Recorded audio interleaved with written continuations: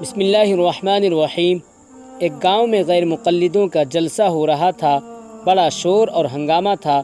اہل حدیث کانفرنس کے بڑے بڑے اشتہارات تو لگے ہوئے تھے، مگر اشتہار بازی کے باوجود شرکاء کی تعداد کچھ زیادہ نہیں تھی۔ ہوتی بھی کیسے؟ اس فرقہ سے وابستہ لوگ ہی ہمارے ملک میں کتنے ہیں۔ وہاں لگے ہر اشتہار میں یہ بات نمایاں طور پر لکھی گئی تھی کہ اس کانفرنس میں سوال و جواب کا کھلا سیشن ہوگا اور علماء اہل حدیث قرآن و سنت کی روشنی میں ہر سوال کا جواب دیں گے۔ سوال و جواب کا وقفہ شروع ہوا۔ غیر مقلد مولویوں کے ذریعے بڑے پرزور دعوے کیے جا رہے تھے کہ وہ تمہیں ہدایہ سے مسائل بتاتے ہیں، ہم تمہیں بخاری سے بتائیں گے۔ وہ تمہیں قدوری سے بتاتے ہیں، ہم تمہیں ترمذی سے بتائیں گے۔ وہ تمہیں فتاوی شامی و عالمگیری سے بتاتے ہیں، ہم تمہیں ابو داود سے مسائل بتائیں گے۔ ہمارے نزدیک قرآن و حدیث سے بڑھ کر کوئی کتاب نہیں، ہم بس قرآن و حدیث کو مانتے ہیں۔ دنیا میں صرف اہل حدیث جماعت ہی وہ جماعت ہے جس نے ہر مسئلہ میں قرآن و حدیث سے استفادہ کیا ہے۔ غیر مقلدوں کی اس کانفرنس کا اعلان ہوتے ہی چند حنفی طلبہ نے یہ تیاری کر لی تھی کہ کس طرح اسٹیج پر جا کر علمی سوالات کے ذریعے سوال و جواب کا کھلا سیشن کرنے والوں کو یہ بتایا جائے کہ ہر سوال کا جواب قرآن اور حدیث کے دلائل سے دینے کی ان کی اوقات ہی نہیں ہے۔ اسی منصوبہ بندی کے ساتھ یہ طلبہ اسٹیج کے قریب اس مقام پر پہنچے جسے سوال کرنے والوں کے لیے مختص کیا گیا تھا۔ حنفی طلبہ کو دیکھ کر غیر مقلدوں نے اس نیت سے ان کی آہ و بھگت کی کہ ان طلبہ کو گمراہ کرنے کا اس سے بہتر موقع اور کیا ہو سکتا ہے۔ یہی وجہ تھی کہ منتظمین نے ان طلبہ کی مسلکی شناخت ظاہر کرتے ہوئے انہیں سوالات کرنے کا بھرپور موقع دینے کا باقاعدہ اعلان کر دیا، جس سے اس کانفرنس میں موجود لوگوں کا تجسس بڑھ گیا۔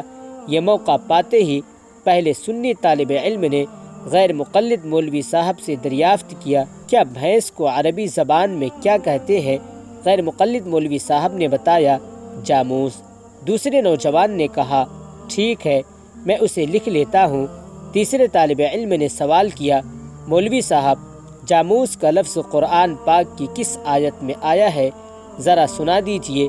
غیر مقلد مولوی صاحب نے کہا، قرآن پاک میں یہ لفظ نہیں آیا ہے۔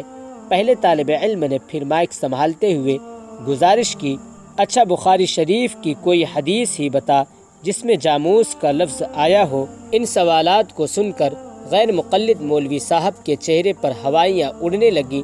موصوف نے جھنجھلا کر کہا، تم یہاں شرارت کرنے آئے ہو؟ ایک طالب علم نے بڑی ہی معصومیت سے جواب دیا، مولوی صاحب، یہ شرارت نہیں، ہماری اور تمہاری مشترکہ ضرورت ہے۔ بھینس کا دودھ آپ بھی پیتے ہو، ہم بھی استعمال کرتے ہیں۔ بھینس کا گوشت آپ بھی کھاتے ہو، ہم بھی کھاتے ہیں۔ بھینس کے دودھ سے بنی لسی آپ بھی شوق سے پیتے ہو، ہم بھی پیتے ہیں۔ اس کا مکھن آپ بھی کھاتے ہو، ہم بھی استعمال کرتے ہیں۔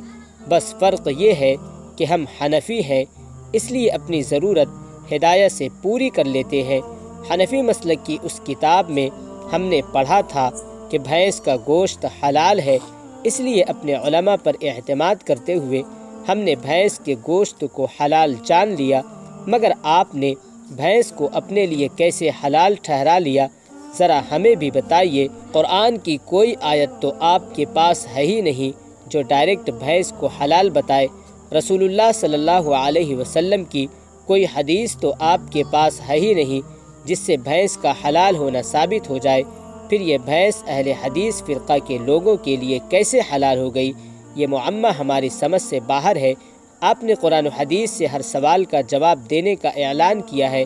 یہ پوسٹر دیکھیے، اسٹیج پر لگے، اس بینر پر نظر ڈالیے، اس میں بھی یہی بات موجود ہے کہ آپ قرآن و حدیث کے حوالوں سے جوابات دیں گے۔ اس مصیبت میں پھنسنے کے بعد غیر مقلد مولوی نے کہا، بھینس کو ہم نے قیاس کے ذریعے اپنی خاطر حلال ٹھہرا لیا ہے۔ قرآن و حدیث سے بھینس کے حلال ہونے کی ہمارے پاس کوئی دلیل نہیں ہے۔ یہ سنتے ہی ایک طالب علم نے سوالات کی بوچھار کر دی، یہ قیاس کیا ہے؟ وہی تو نہیں جس کے خوب تانے تم نے حنفی علماء کو دیے ہیں۔ اب آپ کیا کر رہے ہو؟ قرآن و حدیث کو چھوڑ کر قیاس کر کے کیوں بھینسوں کو حلال کر رہے ہو؟ کیا بغیر بھینس کھائے آپ مسلمان نہیں رہ سکتے تھے؟ جب قرآن و حدیث میں بھینس کے حلال ہونے کا ذکر نہیں تو پھر قیاس کی کیا ضرورت تھی؟ اسے حلال کر دینے کی جسارت تم نے کیسے کر لی؟ خیر چھوڑیے، ہمیں بتائیے کہ بھینس کو حلال کرنے کے لیے کس پر تم نے قیاس کیا ہے؟ غیر مقلد مولوی صاحب نے سرد رات میں اپنے پیشانی کا پسینہ پوچھتے ہوئے کہا، ہم نے گائے پر قیاس کیا ہے۔ ایک طالب علم نے دریافت کیا کہ وہ علت بتائیے جس کی وجہ سے آپ نے بھینس کو حلال سمجھ لیا۔ غیر مقلد مولوی صاحب نے بتانا شروع کیا، گائے کی بھی 2 آنکھیں ہیں، بھینس کی بھی 2 آنکھیں ہیں، گائے کی بھی 4 ٹانگیں ہیں اور بھینس کی بھی 4 ٹانگیں ہیں، گائے کے بھی 2 کان ہیں اور بھینس کے بھی 2 کان ہیں۔ غیر مقلد مولوی صاحب جب اپنا جواب ختم کر چکے تو ایک طالب علم نے کہا، مولوی صاحب پھر اس کتیا کا کیا گناہ ہے جسے آپ نے حرام سمجھ رکھا ہے؟ اسی قیاس سے اسے بھی اپنے لیے حلال کر لیجئے۔ کیا اس کی 4 ٹانگیں نہیں ہیں، 2 آنکھیں نہیں ہیں اور 2 کان نہیں ہیں؟ اس سے قبل کہ غیر مقلد مولوی صاحب کچھ کہتے، ان کی قابل رحم حالت کو دیکھ کر منتظمین نے دوسرے غیر مقلد وہابی مفتی کو میدان میں اتار دیا۔ مائک سنبھالتے ہی گرجدار آواز میں انہوں نے کہا، قیاس نہیں، حدیث ہے ہمارے پاس۔ نبی اکرم صلی اللہ علیہ وسلم نے ارشاد فرمایا کہ جو جانور داڑھ سے شکار کرے وہ بھی حرام ہے اور جو پنجے سے شکار کرے وہ بھی حرام ہے۔ بھینس نہ داڑھ سے شکار کرتی ہے نہ پنجے سے، اس لیے اس حدیث سے ثابت ہو گیا کہ بھینس حلال ہے۔ غیر مقلد مفتی نے جو ہی حدیث پیش کی، اس کانفرنس میں موجود سارے وہابیوں کے مرجھائے ہوئے چہروں پر بہار آ گئی، لیکن یہ خوشی چند لمحوں کی مہمان بن کر ان کے لبوں سے اس وقت رخصت ہو گئی جب حنفی طالب علم نے غیر مقلد مفتی کو انہی کی پیش کردہ حدیث کے ذریعے دھر دبوچا اور ایک ایسا سوال کر دیا کہ وہابیوں کے پورے مجمع پر سکتہ طاری ہو گیا۔ حنفی طلبہ نے کہا، مفتی صاحب گدھوں پر بھی کچھ مہربانی کیجیے، ان گدھوں نے آپ کا کیا بگاڑا ہے؟ کیا آپ نے کبھی گدھے کو داڑھ سے شکار کرتے دیکھا ہے؟ کیا آپ نے کسی گدھے کو کبھی پنجوں سے شکار کرتے دیکھا ہے؟ پھر گدھوں کو ذبح کرنے کا فتویٰ آپ جاری کیوں نہیں کرتے؟ اپنے لوگوں کو گدھے کے گوشت کی لذت سے کیوں محروم رکھ رہے ہو؟ حنفی طلبہ کے اس سوال نے غیر مقلدوں کے چہروں سے مسکراہٹ چھین لی۔ غیر مقلد مفتی صاحب بھی کچھ پریشان سے نظر آنے لگے، مگر اچانک جوش کا مظاہرہ کرتے ہوئے فرمایا کہ گدھوں کو اس قدر حقارت سے نہ دیکھو، تم نہیں جانتے کہ جنگلی گدھوں کے حلال ہونے کی حدیث بخاری میں موجود ہے۔ ایک حنفی طالب علم نے کہا، مولوی صاحب ہم قرآن و حدیث سے بھینس کا ثبوت آپ سے طلب کر رہے ہیں اور آپ گدھے کو پیش کر رہے ہیں، گدھے کے حلال ہونے کی دلیل دے رہے ہیں۔ یہ کیا مذاق ہے؟ یہ آپ کے اپنے لوگ کیا سوچتے ہوں گے؟ کچھ تو خیال کیجئے۔ مولوی صاحب نے کہا، یہ کیا حماقت ہے تمہاری؟ میں حدیث کا حوالہ دے رہا ہوں، تم لوگ مذاق کر رہے ہو۔ میں جنگلی گدھا کہہ رہا ہوں، تم شہر میں موجود گدھوں کا ذکر کیوں کر رہے ہو؟